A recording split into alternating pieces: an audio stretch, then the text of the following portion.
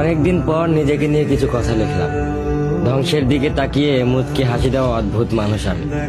হয়তো আমি পাগল, হয়তো অনুভূতির ভিতরে কোন এক গভীর অতল দুঃখ বাসা বেঁধেছে।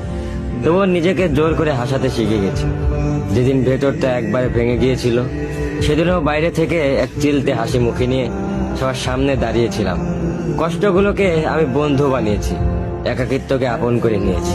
মানুষ ভাবে আমি হয়তো সুখী, শক্ত, নির্লিপ্ত, কিন্তু তারা জানে না প্রতি রাত আমার এক একটা লড়াই। নিজেকে নিজেই বুঝিয়ে রাখি তুই ভালো আছিস, অথচ আমি জানি আমি ভালো নেই। ভেঙে যাচ্ছি প্রতিদিন একটু একটু করে, আর এই ধ্বংস হওয়াটাকে যেন ভালোবেসে ফেলেছি। আমি সেই মানুষ যে হার মানার আগে হাসে, কারণ জানি কান্না দেখিয়ে লাভ নেই।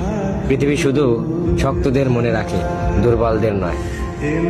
তাই আমি অদ্ভুত, আমি অনুভূতির আগুনে পুড়ে যাওয়া নীরব যোদ্ধা।